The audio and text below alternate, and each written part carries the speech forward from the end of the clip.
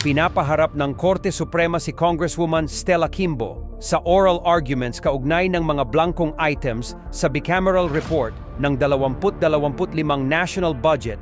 Inaatasan ng Korte Suprema si Marikina 2nd District Representative Stella Kimbo na siyang acting chairperson ng Committee on Appropriation na humarap sa nakatakdang oral argument sa constitutionality ng 2025 General Appropriations Act. Ito ay kinumpirma sa social media post ni dating Executive Secretary Vic Rodriguez.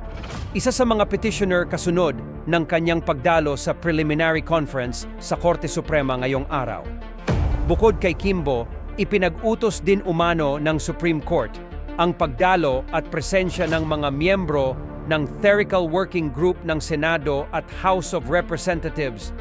Ayon sa Supreme Court, sinasagawa ang unang oral argument sa Abril 1, 2025 sa Baguio City.